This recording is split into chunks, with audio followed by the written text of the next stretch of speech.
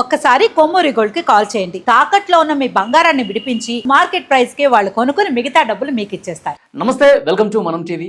ప్రస్తుతం నాతో పాటు స్టూడియోలో ఉన్నారు సిబిఐ మాజీ జేడీ లక్ష్మీనారాయణ గారు. వారితో మాట్లాడదాం. లక్ష్మీనారాయణ గారు నమస్కారం సార్. నమస్తే వలి. లక్ష్మీనారాయణ గారు, ఉగ్రవాద నిర్మూలన గురించి నిన్న జాతిని ఉద్దేశించి ప్రధాని మోదీ మాట్లాడినప్పుడు కీలకమైనటువంటి విషయాలు రెండే మనకి పాకిస్తాన్తో చర్చల సందర్భంగా. ఒకటి, ఉగ్రవాదాన్ని నిర్మూలించాలి. రెండవది, పాక్ ఆక్రమిత కాశ్మీర్. ఈ రెండు విషయాలే అని చెప్పారు. ఇప్పుడు ఉగ్రవాదుల్ని వాళ్ళని మనం మట్టు పెడుతున్నాము. దీని మీద చర్చల సందర్భంగా అంతర్జాతీయ ఉగ్రవాదుల లిస్ట్ ఒకటి ఉంది సార్. పాకిస్తాన్లో తలదాచుకుని ఎప్పటికప్పుడు మన దేశం మీద దాడి చేసేది వాళ్ళే. సో వాళ్ళని అప్పగించే విషయంలో పాకిస్తాన్ ఎంత మేరకు చిత్తశుద్ధితో ఉంటుందంటారు? ఎందుకంటే పాకిస్తాన్కి ఈసారి భారతదేశం అంటే ఏంటో ఒకసారి తెలిసింది. ఇంతకుముందు బాలాకోట్లో మనం చేసాము, ఆ తర్వాత ఊరి తర్వాత ఈ లాంచ్ ప్యాడ్స్ని మనం ధ్వంసం చేసాం, దెర్ ఇస్ నో డౌట్. కానీ ఈసారి భారతదేశం సంకల్పిస్తే ఏం చేయగలదన్నది వాళ్ళ మనసుల్లోకి మనం ప్రదర్శించాం. అటు ఉగ్రవాద స్థావరాన్ని లేపేయడం కావచ్చు, లేకుంటే ఉగ్రవాదులను 100కు పైగా ఉగ్రవాదుల్ని మట్టుపెట్టడం కావచ్చు, వారి ఇన్ఫ్రాస్ట్రక్చర్ని అంతా కూడా మనం డిస్ట్రాయ్ చేయడం కాదు, ఆ తర్వాత వారి యొక్క ఎయిర్ బేసిస్ మీద అటాక్ చేయడము, వారి డిఫెన్స్ సిస్టమ్ ఏదైతే ఉందో ఎయిర్ డిఫెన్స్ సిస్టమ్ దాన్ని వెళ్ళి ధ్వంసం చేయడం, ఇవన్నీ కూడా తెలుసుకొని ఫైనల్గా వారు మనకు సీజ్ ఫైర్ గురించి వాళ్ళే ముందొచ్చారు. అవును, డీజీఎంఓ పాకిస్తాన్ ముందొచ్చి భారతదేశానికి ఫోన్ చేశారు, ఇక మేము సీజ్ ఫైర్కి వస్తామని. అంటే నిన్న మోడీ గారు చెప్పినట్టు మన చేతుల్లో దెబ్బలు తిని పూర్తిగా ఇక ఏమీ చేయలేనన్న పరిస్థితుల్లో వాళ్ళు వచ్చారు మంది. అంటే సార్, భారత్ ఈ స్థాయిలో ప్రతిదాడి చేసిందని ఎక్స్పెక్ట్ చేయలేదంటారా? చేయలేదు, వాళ్ళు అనుకొని ఉండరు. అంటే సాధారణంగా ఇంతకు ముందున్న అనుభవం చూసుకుంటే బాలాకోట్, మనం ఈ పుల్వామా ఘటన జరిగిన తర్వాత కేవలం బాలాకోట్కు మాత్రమే పరిమితమయ్యాం. కానీ ఈసారి 9 ప్రాంతాల్లో 21 టార్గెట్లు చేసుకొని కొట్టాం. అది కూడా జైషే మహమ్మద్, లష్కరీ తైబా, తర్వాత హిజ్బుల్ ముజాహిదీన్ వీళ్ళ హెడ్ క్వార్టర్స్ కొట్టాం. భావల్పూర్ కానీ మురుడ్కే కానీ వీటిలో ఇవి టెర్రరిస్ట్ యూనివర్సిటీస్. నిన్న అన్నారు ప్రధాని, ఈ టెర్రరిస్ట్ యూనివర్సిటీలను మనం వెళ్ళి కొట్టాం. ఎందుకంటే వాళ్ళు చేసేది IT exports, international terrorism export. మనం ఐటీ ఎక్స్పోర్ట్స్ చేస్తుంటే భారతదేశం వాళ్ళు IT exports, international terrorism export వాళ్ళు చేస్తుంటారు, ఇంటర్నేషనల్ టెర్రరిజం. కాబట్టి మీరు అన్నట్టు ప్రధానంగా భారతదేశానికి కావాల్సిన ఉగ్రవాదుల లిస్ట్ ఉంది మంది. దావూద్ ఇబ్రహీం, మౌలానా మసూద్ అజరు, తర్వాత హఫీజ్ సయ్యద్, తర్వాత హిజ్బుల్ ముజాహిదీన్ వాళ్ళు ఉన్నారు, సలావుద్దీన్, వీళ్ళందరూ కూడా ఉన్నారు. మనకు కావాల్సిన వాళ్ళందరూ కూడా వీళ్ళ లిస్ట్ ఉంది పెద్దగా.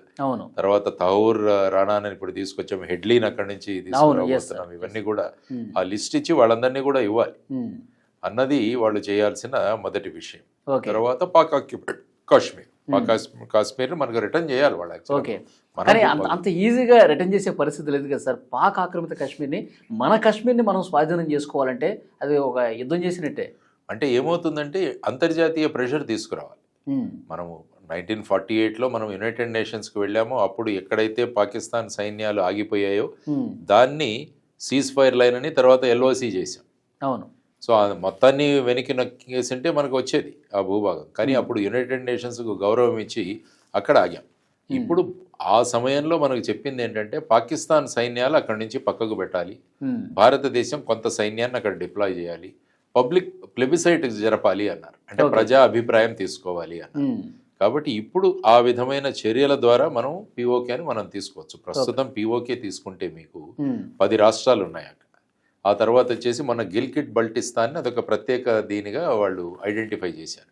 కానీ ఇక్కడి చర్యలు తీసుకుంటే మీరు చాలా మంది పాకిస్తాన్కి వ్యతిరేకంగా ఉన్నారు.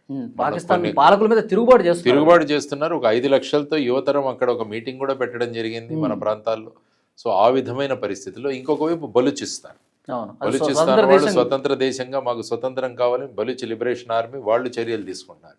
కాబట్టి ఇప్పుడు ప్రస్తుతం పాక్ ఆక్యుపైడ్ కాశ్మీర్లో ఏవైతే ప్రజలు ఈ విధంగా వ్యతిరేకంగా ఉన్నారో వాళ్లను మనం మన వైపుకు మరల్చుకోవాలి. సపోజ్ అక్కడే ఒక విప్లవం వచ్చింది అనుకోండి, మేము పాకిస్తాన్ వద్దు భారతదేశంలో ఉంటామంటే చాలా సులభం అవుతుంది మనం వాళ్ళని తీసుకోవడానికి. కానీ ఇన్ని సంవత్సరాలు వీళ్ళు ఏం చేశారంటే ఉగ్రవాద స్థావరాలన్నీ అక్కడ పెట్టి భారతదేశానికి వ్యతిరేకంగా చాలా మందిని తయారు చేశారు అక్కడ. సో ఇప్పుడు ఈ చర్యల ద్వారా తరువాత జమ్మూ అండ్ కాశ్మీర్ అభివృద్ధి ఏదైతే ఉందో, ఆర్టికల్ 370 తీసేసిన తర్వాత జమ్మూ కాశ్మీర్లో చాలా చక్కగా అభివృద్ధి జరిగింది. అవును సార్, అవును. ఇన్ని లక్షల మంది అక్కడికి టూరిస్టులు వెళుతున్నారంటే అదే ఒక అసలు ఈ మధ్య కాలంలో 370 రద్దు తర్వాత ఎంత ప్రశాంతమైన వాతావరణం ఉంది సార్. ఆల్మోస్ట్ 30-35 లక్షల మంది టూరిస్టులు వెళ్ళారన్నది మనకి. అందువల్ల ఏమవుతుందంటే పాక్ ఆక్యుపైడ్ కాశ్మీర్లో ఉన్న యువతరం అరే కాశ్మీర్ ఎంత చక్కగా డెవలప్ చేస్తున్నారు, అటువైపు మనం అటువైపు వెళ్ళిపోతే బాగుంటుంది కదా అని వాళ్ళలో ఆ ఆశాభావాలు మనం తీసుకురావాలి. అవును. దానికోసం కాశ్మీర్ అభివృద్ధి అన్నది చాలా ముఖ్యమైన అంశంగా మనం భావించాలి. కానీ ఈ అభివృద్ధి జరగకుండా కుట్ర చేశారు. ఈ ఇప్పుడు పెహల్గావ్ బేసిక్ గా కాశ్మీర్ లో జరుగుతున్న అభివృద్ధికి అసూయపడి తర్వాత భారతదేశంలో అంతర్గతంగా హిందూ ముస్లింలకు డివైడ్ సృష్టించి ఒక విధంగా మనము భారతదేశాన్ని మళ్ళా తొక్కేద్దామన్న దాంట్లో వాళ్ళు చేసిన చర్య ఇది. అందుకనే అక్కడ మీరు ఏ మతానికి చెందినవాడని చెప్పి దాడి చేశారు. దానికి ప్రధానమైన కారణం అంతర్గతంగా మనకు ఈ రెండు వర్గాలుగా కొట్టుకోవాలని. కానీ భారతదేశం ఐక్యంగా రాజకీయాలకు అతీతంగా కూడా అందరూ కూడా వచ్చారు. ఎందుకంటే ఎప్పుడైతే భారతదేశం వస్తుందో మనం అందరం కలుస్తాం.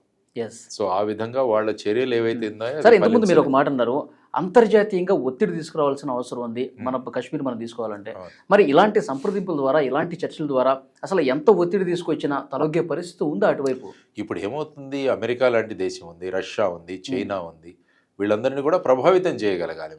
మనం ఏం కోరుకుంటున్నాం, మనం వాళ్ళ భూభాగాన్ని మనం ఏం కోరుకోవట్లేదు. మా భూభాగాన్ని వాళ్ళు అన్యాయంగా ఆక్యుపై చేసుకున్నారు, దాన్ని మాకు ఇవ్వమంటున్నాం. అదేవిధంగా చైనా తీసుకుంటే ఇప్పుడు తైవాన్ గురించి వాళ్ళు ఎప్పటి నుంచో ఎన్నో సంవత్సరాల నుంచి వాళ్ళు పోరాడుతూనే ఉన్నారు. సో అదే మీరు తైవాన్ కోసం ఎలా ఉన్నారో మేము కాశ్మీర్ పిఓకే గురించి ఉన్నామని కన్విన్స్ చేయగలగాలి. ఆ తరువాత ఏం చేయాలంటే ఇప్పుడు జేఎండ్కే అసెంబ్లీ తీసుకుంటే, మీరు జమ్మూ అండ్ కాశ్మీర్ అసెంబ్లీ తీసుకుంటే 24 అసెంబ్లీ సీట్లు మనం పిఓకే వాళ్ళ కోసం అక్కడ పెట్టాం. 24 మంది ఎమ్మెల్యేలు అక్కడ రావాలి పిఓకే నుంచి. అది ఇన్ యాంటిసిపేషన్ మనం 24 పోస్టులు ఎమ్మెల్యేలు క్రియేట్ చేసి పెట్టాం. ఇప్పుడు భారత ప్రభుత్వం ఏం చేయాలంటే అజ్ఞాతంలో పిఓకే ప్రభుత్వం అని ఒకటి స్టార్ట్ చేయాలి కాశ్మీర్లో, మన కాశ్మీర్లో. అజ్ఞాతంలో మా ప్రభుత్వం ఇక్కడ.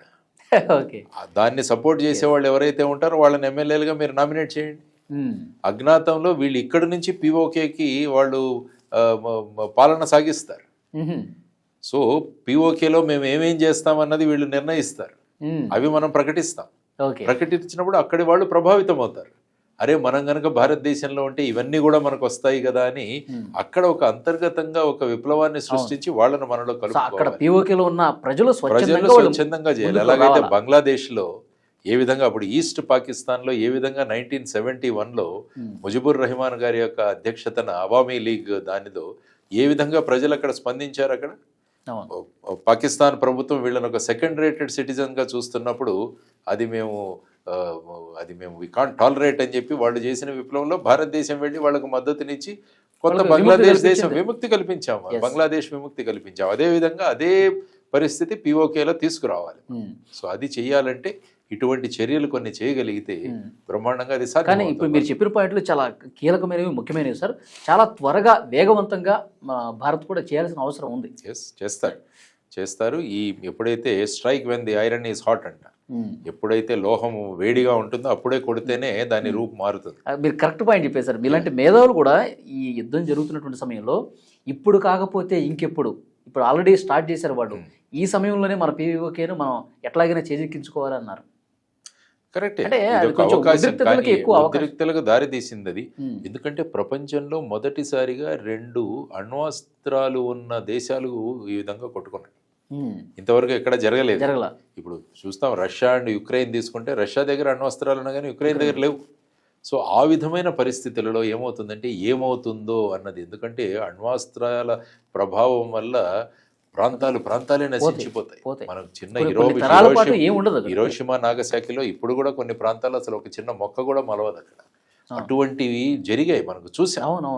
సో వాటి ప్రభావం తెలియక చాలా మంది ఈ విధమైన ఇది చేశారు. కానీ ఎప్పుడూ కూడా దీన్ని డిప్లొమాటిక్ గా దౌత్యపరంగా మనం తీసుకురావాల్సిన అవసరం ఉంది. దానికి ఈ విధమైన చర్యలు అవసరం అని నేను అనుకుంటున్నాను. ఆ అణ్వస్త్రాలు ఉన్న ప్రదేశంలో కూడా మనం వెళ్ళి అక్కడ దాడి చేసాం సమీపంలో, ఆ భయంతోనే పాకిస్తాన్ దగ్గరికి వెళ్ళింది. ఇవన్నీ చర్చలు వాస్తవమే సార్? పాకిస్తాన్ అన్ని రకాలుగా అష్టదిగ్బంధనం చేసింది భారతదేశం. అంటే ఆ యాక్చువల్గా వాళ్ళకున్న ఈ హిల్స్ మీద మేము చేయలేదని ఈరోజు ఇండియన్ ఎయిర్ ఫోర్స్ కూడా చెప్పింది. కానీ భయం అయితే సృష్టించాం. అందుకనే మోడీ గారు ఏమన్నారు నిన్న, ఓ సీమా మే లడే తో హమ్ ఉన్కే సీనే పే హమ్నే గోలీ చలాయే Yes. వాళ్ళు వచ్చి సరిహద్దు ప్రాంతాల్లో వాళ్ళు గుండెల్లో కొట్టారు. చేస్తుంటే వాళ్ళ గుండెల్లో మేము కొట్టామని ఆయన మాట్లాడారు. సూపర్. కాబట్టి ఆ విధంగా భారతదేశం ఏంటి అన్నది ఒక రుచి చూపించాం. అందుకనే ఇది ట్రయల్ అని అన్నారు ఆయన. ట్రైలర్. నర్వాణే గారు ఇంతకుముందు చీఫ్ ఆఫ్ ఆర్మీ, ఆయన అన్నారు జనరల్ నర్వాణే, పిక్చర్ అవి బాకీ హై అన్నారు ఆయన. కాబట్టి పాకిస్తాన్ అంత తేలిగ్గా తీసుకోవద్దు, ఎందుకంటే మనం శాంతి కాముకులం బేసిక్గా. నిన్న మోడీ గారు కూడా నిన్న బుద్ధ పౌర్ణిమ, అవును, బుద్ధ పౌర్ణిమ సందర్భంగా బుద్ధుడు ప్రతి చోట శాంతి సందేశాన్ని ఇచ్చాడు. కాబట్టి భారతదేశం కూడా దాన్ని ఫాలో అవుతుంది.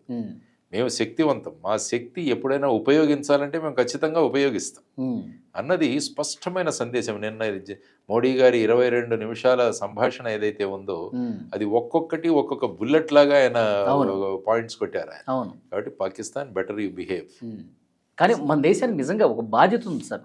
అంటే ప్రజల పట్ల ఇక్కడ అభివృద్ధి, సంక్షేమము, యుద్ధం లాంటి పరిస్థితి వస్తే వాళ్ళు రోడ్డు మీద ఉన్నారు, వాళ్ళకి ప్రజలు బాగోగులు సంక్షేమం ఏం పట్టదు, వాళ్ళకి యుద్ధమే. కానీ మనకు కొన్ని బాధ్యతలు ఉన్నాయి, ఇప్పటికే మనం ఆర్థికంగా అభివృద్ధి చెందుతున్నాం. సో ఇవన్నీ పరిగణలోకి తీసుకొని పాలకులు. యుద్ధం అంటే ఏమవుతుందంటే మొత్తం ఇదంతా కూడా మన బడ్జెట్లు అన్ని కూడా అక్కడికే వెళ్ళిపోతాయి. ఆ తర్వాత యుద్ధం ప్రారంభించడం సులభం, కానీ ఎప్పుడు ఎండ్ అవుతుందో తెలియదు. యుక్రెయిన్ రష్యా చూడండి, వారం రోజుల్లో అయిపోతుంది, 2.5 సంవత్సరాలు అయింది. 17,000 మంది చనిపోయారు అక్కడ. ఇప్పటికీ కొనసాగుతూనే ఉంది. ఎప్పుడు చర్చించుకుంటారో ఇద్దరు అంటున్నారు చర్చలకు రావాలని, కానీ మళ్ళీ ఏం జరగట్లేదు. సో ఇటువంటి పరిస్థితులలో మన నిర్ణయాలు ఎప్పుడు కూడా ఎమోషనల్గా తీసుకోకూడదు. ఎప్పుడు మనం ఎప్పుడు కూడా గ్రౌండ్ అయి నిర్ణయాలు తీసుకొని, ఎమోషన్స్ కోపతాపాల్లో తీసుకునే నిర్ణయాలన్నీ కూడా తప్పే అవుతాయి. తన కోపమే తన శత్రువు అన్నారు కాబట్టి. ఎందుకంటే మనకు ముఖ్యంగా ఆలోచించే మనస్తత్వాలు ఉన్నాయి, దేశం కోసం పనిచేసే నాయకత్వాలు ఉన్నాయి మనకి. వీటిలన్నిటికీ సూత్రధారి మన అజిత్ డోవల్ గారు ఉన్నారు. వీళ్ళందరూ కూడా ఆ స్ట్రాటజీ, వ్యూహం ఎలా పన్నాలన్నది తెలుసు. కాబట్టి కేవలం పాకిస్తాన్ కాదు, మొత్తం ప్రపంచానికే భారతదేశం యొక్క శక్తి ఏంటో ఈసారి చూపించాం. తర్వాత వారు చెప్పినట్టు ఆత్మనిర్భర్ భారత్ ఏదైతే మేక్ ఇన్ ఇండియా కాన్సెప్ట్తో మనం డిఫెన్స్ ఎక్విప్మెంట్ ఏదైతే తయారు చేశామో అదంతా కూడా బ్రహ్మాండమైన దీంట్లోకి వచ్చింది. మన ఆయుధ శక్తి ఏంటి అన్నది ప్రపంచం తెలుసుకుంది. లేకుంటే మా మీద ఆధారపడే వీళ్ళు చేయాలి అన్న ధోరణి ఏదైతే ఉందో అవసరం లేదు, మాకా కెపాసిటీ ఉందని చెప్పి ఈసారి మనం చూపించాం. Okay sir, final question, Trump గారు అత్యుత్సాహం ఎలా చూస్తారు మీరు దాన్ని? ట్రంప్ గారి ముఖ్యంగా చూసుకుంటే ప్రధానమంత్రి గారి స్పీచ్ ముందు 1 గంట ముందు ఆయన మాట్లాడి మేము వాళ్ళిద్దరితో మాట్లాడేసాము, వాణిజ్యం మేము చేసేస్తాము, బ్రహ్మాండంగా వాళ్ళకి చెప్పాను. వాణిజ్యం అంటే ఏది ఏమైనా పర్వాలేదు, కానీ ఎవరో ఒకరు మధ్యస్థం అన్నది సాధారణంగా జరుగుతుంది. మీరు 1965 వార్ తీసుకుంటే అప్పుడు కూడా రష్యా మధ్యస్థం చేసి భారత్ పాకిస్తాన్కి. అప్పుడు లాల్ బహదూర్ శాస్త్రి గారు ప్రధానమంత్రిగా ఉండేవారు. ఆ తర్వాత తాష్కంట్ ఒప్పందం జరిగింది, దానికి రష్యా వాళ్ళు మధ్యలో మధ్యస్థం చేశారు. కానీ ఇప్పుడు ఏంటంటే 2 అణ్వాయుధాలున్న దేశం కొట్టుకుంటుంటే దీని ప్రభావం ప్రపంచం మీద కూడా ఉంటుందని ప్రతి దేశం కూడా అన్నారు. మీరు డీఎస్కలేట్ చేయండి, కూర్చోండి, చర్చల ద్వారా దీన్ని సాధించండి అని ఖతార్ కావచ్చు, సౌదీ అరేబియా కావచ్చు, అనేక దేశాలు మాట్లాడాయి, ఫ్రాన్స్ కావచ్చు, ఇవన్నీ కూడా. కాబట్టి ఎప్పుడు కూడా వాళ్ళు కోరుకుంటుంది ఏంటంటే అణ్వాయుధ ప్రయోగాల్ని ఎలాగైనా మనం అవ్వకూడదు అన్నది ముఖ్యంగా వాళ్ళు చూసుకుంటున్న ప్రధానమైన అంశం. ఎనీవే ఇప్పుడు దీనివల్ల ఇప్పుడు భారతదేశం దౌత్యపరంగా ఈ చర్చల్లో ఏ విధంగా ముందుకు కొనసాగుతారు అన్నది, తర్వాత పాకిస్తాన్ ఏదైనా దుశ్చర్య చేస్తే ఆపరేషన్ సింధూర్ అన్నది మేమేమి ముగియలేదు, తాత్కాలిక విరామం ఇచ్చాము. కొనసాగుతుంది. మన దృష్టి అంతా ఉగ్రవాదుల మీద, వాళ్ళ టెర్రర్ ప్యాడ్స్ మీద మనం కొట్టడము, తర్వాత ఉగ్రవాదులను అక్కడి నుంచి తీసుకుని మనం సరెండర్ చేసుకోవడం, ఇక్కడి న్యాయస్థానాల్లో వాళ్ళని నిలబెట్టడం, వాళ్ళకి శిక్షలు విధించడం, ఇది మా భారతదేశం కోరుకుంటాం. సింధు జలాలు ఇంకా ఆ టాపిక్ లేదు కదా సార్. సింధు జలాల టాపిక్ ఇప్పుడు ఎప్పుడైతే చర్చలకు కూర్చుంటారో అప్పుడు ఆ టైంలో వాళ్ళు ఏమన్నా లేవచ్చు. మీరు సింధు వాటర్ ట్రీటీ ఏదైతే ఉందో దాన్ని మీరు పక్కన పెడితే మా పరిస్థితి అయిపోతుంది. అంటే ఆ నిర్ణయంలో ఏంటంటే గివ్ అండ్ టేక్ అన్నది జరుగుతుంది. వాళ్ళు ఏదైనా అడిగితే మనం దానికి ప్రతిఫలంగా ఇది చర్చల్లో ఎప్పుడు కూడా వాళ్ళది. హిట్ లిస్ట్ లో ఉగ్రవాదులు ఉన్నారు కదా సార్, అవి పట్టిస్తేనే సింధు జలాల మీద. అంతే, ఇప్పుడు భారతదేశం అప్పర్ హ్యాండ్ లో ఉంది. కాబట్టి పాకిస్తాన్ దేహి అని మనల్ని అడగాలి, ఇది మాకు ఇవ్వండి, ఇది మాకు ఇవ్వండి అని. అప్పుడు మనం చూసి మీరు ఇది చేస్తేనే మేము ఇస్తామన్నది మన కండిషన్ మనం పెట్టొచ్చు. Yeah. కాబట్టి చర్చలు ఏ విధంగా ముందుకు తీసుకెడతారన్నది కూడా మనం చూడాలి. అవి సక్రమంగా జరుగుతాయి. భారతదేశానికి యొక్క అభివృద్ధి కోసం ఏ నిర్ణయాలు అయితే తీసుకోవాలో ఆ నిర్ణయాలు తీసుకుంటారు. సార్ చాలా బాగా చెప్పారు. Thank you very much. Right Ali.